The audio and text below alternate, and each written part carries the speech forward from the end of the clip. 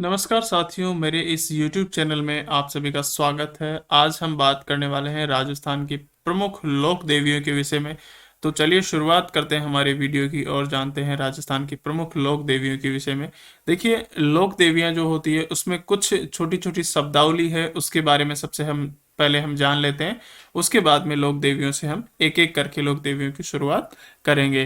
देखिए, लोक देवियां जो टॉपिक है हमारा, उसमें एक शब्द होता है ठाला। देखिए, ठाला क्या होता है? वह मंदिर जिसमें 7 देवियों की पूजा होती है। क्या होती है? 7 देवियों की पूजा एक साथ होती है, उसको क्या कहते हैं? हम ठाला कहते हैं। उसके बाद में देखिए, एक छोटा सा शब्द है चिरजा। चिरजा क्या होता है? देवियां जो होती है उनकी स्तुति या आरती को हम क्या कहते हैं? चिरजा कहते हैं। उसी तरीके से हमारा एक और अगला शब्द है सती। देखिए, सती क्या होता है?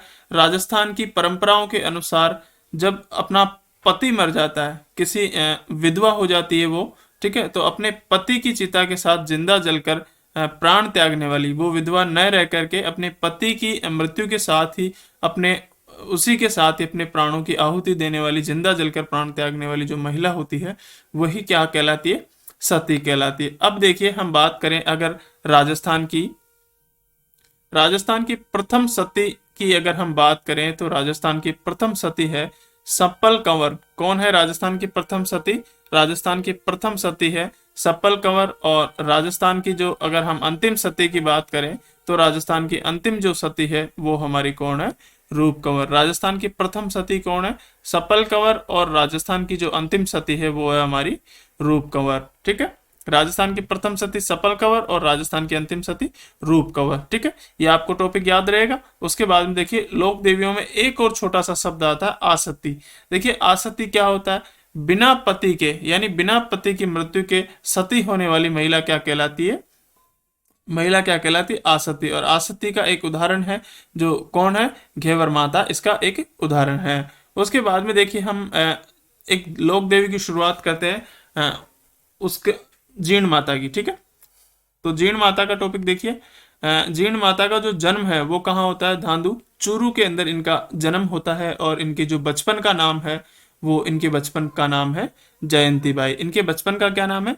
जयंती बाई है। इनके पिता का जो नाम है वो दांदराई चौहान इनके पिता का नाम है। इनके भाई का जो नाम है वो, इनके भाई का क्या नाम है? हर्ष। ठीक है, और इनको चौहान जाति की होने के कारण, चौहान कुल की होने के कारण ये क्या है? चौहानों की कुल देवी है। इनका देखिए पूजा स्थल कहाँ है? रेवासा सिक्कर में है। और रेवासा सिक्कर के अंदर काजल सिक्कर की पहाड़ी पर है। ठीक है, उसके बाद में देखिए, जीण माता का जो मंदिर है वो, हर्षनाथ का जो मंदिर है रेवासा सिक्कर में। ठीक है, हर्षनाथ जो इनके भाई है उनका मंदिर कहाँ है? रेवासा सिक्कर में। और इन्हें किस रूप में पूजा जाता है? इन्हें पूजा जाता है, हर्षनाथ का जो मंदिर है, ठीक है, ये रेवासा सिक्कर में है और इन्हें भैरू जी के रूप में पूजा जाता है। और इस मंदिर का निर्माण गुवक प्रथम के द्वारा करवाया गया था। किसके द्वारा करवाया गया था? गुवक प्रथम के द्वारा हर्षनाथ मंदिर का निर्माण करवाया गया था। उसके बाद में देखिए, हर्षनाथ का जो मंदिर है ना, मंदिर के सामने एक दुर्गा अवतार के रूप में, दुर्गा अवतार के रूप में जीण माता की पूजा होती है। किसके अवतार के रूप में? दुर्गा अवतार के रूप में। जबकि रेवासा सिक्कर में जो हर्षनाथ का मंदिर है उसको किस रूप में पूजा जाता है? भैरू जी के रूप में पूजा जाता है। और जीण माता को दुर्गा अवतार के रूप में इनकी पूजा होती है। देखिए, देवी का जो मंदिर है उसका निर्माण किसने करवाया था? मोहित हट्टड़ ने इसका निर्माण करवाया था। किसने करवाया था? मोहित हट्टड़ ने। अब देखिए, मेले की अगर हम बात करें तो इनका जो मेला है वो नवरात्रा के अंदर लगता है। इनका जो गीत है वो लंबा है और इनके कनपटे जो जोगी होते हैं वो गाते हैं। और किसके साथ गाते हैं? सारंगी वाद्य यंत्र के साथ इनका गीत गाते हैं। उसके बाद में देखिए, देखिए देवी का जो मंदिर है, जीण माता का जो देवी का मंदिर है, ठीक है, इस मंदिर को क्या कहते हैं? भंवरातल कहते हैं। और इसमें इसे क्या कहते हैं? मधुमक्खियों की देवी भी कहते हैं। देवी का मंदिर क्या कहलाता है? भंवरातल कहलाता है। और इसे मधुमक्खियों की देवी भी कहते हैं। देखिए, देवी मंदिर के अंदर प्रतिवर्ष केंद्र सरकार से क्या भेजा जाता है? चढ़ावा भेजा जाता है। और ये औरंगजेब के काल से जारी है। किसके काल से जारी है? औरंगजेब के काल से। क्योंकि औरंगजेब के काल में भी देवी के मंदिर में क्या भेजा जाता था, चढ़ावा भेजा जाता था। देवी मंदिर के पास में क्या है, जोगी तालाब है। जोगी तालाब के अंदर पांडवों की क्या है, आदमकद प्रतिमा स्थित है। उसके बाद में देखिए अगली हमारी देवी आती है, तो अगली देवी है करणी माता। देखिए करणी माता का जो जन्म है वो सुआप जोधपुर में होता है।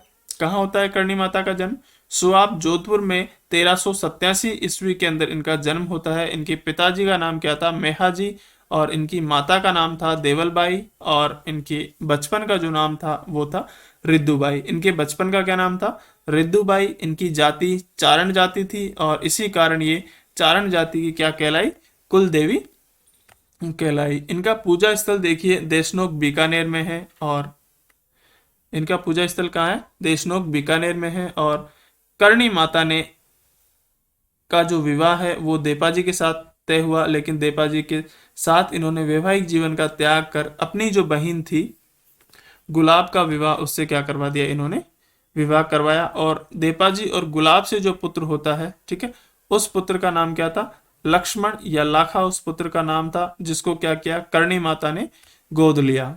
ठीक है, और करणी माता ने उसको गोद लिया, और गोद लेने के बाद में देखिए मेहरानगढ़ जो दुर्ग है उसकी नींव 1459 में किसने रखी, करणी माता ने मेहरानगढ़ दुर्ग की नींव रखी। और करणी माता के पुत्र जो थे, कौन थे करणी माता के पुत्र, लाखन। ठीक है, लाखन क्यों हुए इनके पुत्र, क्योंकि देपा और गुलाब का ये पुत्र था। ठीक है, और इनको इन्होंने गोद में ले लिया। तो जन्म इनको किसने दिया, देपा जी और गुलाब ने। जन्म किसने दिया, गुलाब ने दिया, और इसका पालन पोषण किसने किया, करणी माता ने इसका पालन पोषण किया। ठीक है, तो देखिए करणी माता का जो पुत्र था, मेहरानगढ़ की नींव रखी 1459 के अंदर, किसने रखी, करणी माता ने। 1400 देखिए 1459 के बाद में देखिए करणी माता का जो पुत्र था, ठीक है, करणी माता का जो पुत्र था लाखन, उसकी मृत्यु कहाँ हुई, कोलायत झील बीकानेर में डूबने से इनकी मृत्यु हुई।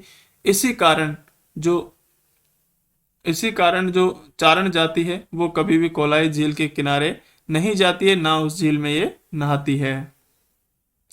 उसके बाद में देखिए करणी माता का जो प्रारंभिक पूजा स्थल है वो नेहड़ी कहलाता है। प्रारंभिक पूजा स्थल क्या कहलाता है, नेहड़ी कहलाता है। और 151 वर्ष की आयु में घिनेरू की तलाई दी यात्रा बीकानेर में करणी माता ने अपने प्राण त्यागे, और यहाँ पर क्या है, देवी की गुफा स्थित है। ठीक है, और उसके बाद में देखिए देवी का जो मुख्य मंदिर है वो देशनोक बीकानेर में स्थित है, जिसका आधुनिक निर्माण बीकानेर शासक गंगा सिंह ने करवाया था। किसने करवाया था उसका आधुनिक निर्माण, बीकानेर के शासक गंगा सिंह ने उसका आधुनिक निर्माण करवाया था। ठीक है, उसके बाद में देखिए करणी माता की जो स्तुति होती है, करणी माता की स्तुति क्या कहलाती है, चिरजा। करणी माता की स्तुति क्या कहलाती है, चिरजा कहलाती है। और इसके साथ ही देखिए ये चूहों की देवी भी कही जाती है।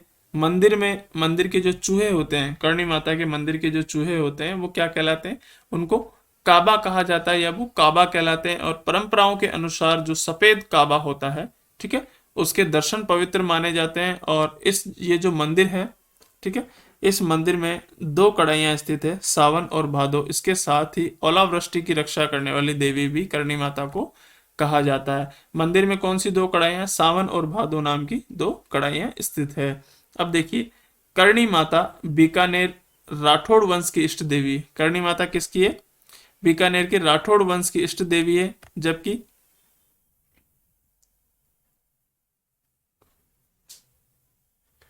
करणी माता की आराध्य देवी कौन है, आवड़ माता या तेमड़ा ताई है।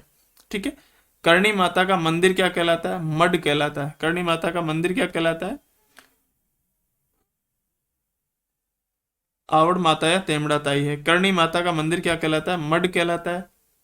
मेला नवरात्रा में वर्ष में 2 बार भरता है। इनका मेला कब, नवरात्रा में वर्ष में 2 बार भरता है। इनका मेला वर्ष में 2 बार नवरात्रा के अंदर भरता है। और दधिमती माता क्या है, ब्राह्मणों की कुल देवी। उसके बाद में अगली देवी आती है हमारी दधिमती माता, जो कहाँ है, इनका मंदिर गोट मांगलोद नागौर के अंदर इनका मंदिर है। और मंदिर निर्माण किसके द्वारा करवाया गया, गुर्जर प्रतिहार कालीन महामारू शैली में इनका मंदिर का निर्माण करवाया गया। देखिए, सबसे पहले गुजर प्रतिहार कालीन महामारू शैली में इनका मंदिर का निर्माण करवाया गया। उससे पहले जो दधिमती माता है वो दादिश ब्राह्मणों की कुल देवी है, और देवी मंदिर में इनकी किसकी पूजा होती है? गर्दन की पूजा होती है। और मंदिर में क्या है? एक झूलता हुआ स्तंभ है। झूलता हुआ क्या है? स्तंभ है, जो ना तो जमीन से टिका हुआ है, ना ऊपर किसी क्या साइडों में से किसी भी चीज से वो टच नहीं है। वो एक झूलता हुआ है हवा के अंदर, ठीक है। झूलता हुआ क्या है? एक स्तंभ है। देवी मंदिर के पास ही क्या है? एक विशाल जिप्सम की क्या है? खान है। और राजस्थान में जिप्सम की सबसे बड़ी खान कहाँ है? जायसर, बीकानेर में स्थित है। और मेला इनका कब लगता है? नवरात्रा में लगता है। कब लगता है इनका मेला? नवरात्रा में लगता है, ठीक है। उसके बाद में देखिए, जो दधिमती माता है, दादिश ब्राह्मणों की कुल देवी है। उनके मंदिर का निर्माण किसने करवाया था? मंदिर का निर्माण गुजर प्रतिहार कालीन महामारू शैली में क्या है? ये मंदिर निर्मित है। और नॉट हाल ही में क्या है? देवी मंदिर में जोधपुर महाराजा सूरज सूर सिंह के काल का क्या मिला है? हमें एक शिलालेख मिला है। तो धन्यवाद साथियों। और मैं आपसे एक बात कहना चाहूँगा कि यदि आपने हमारा यूट्यूब चैनल सब्सक्राइब नहीं किया है तो आप लोग हमें सब्सक्राइब करें, लाइक करें, शेयर करें। जय हिंद, जय भारत। फिर मिलेंगे आपसे हमारी राजस्थान के प्रमुख लोक देवियों की क्लास 2 के अंदर, जिसमें हम बात करेंगे बची हुई शेष लोक देवियों के विषय में। धन्यवाद साथियों।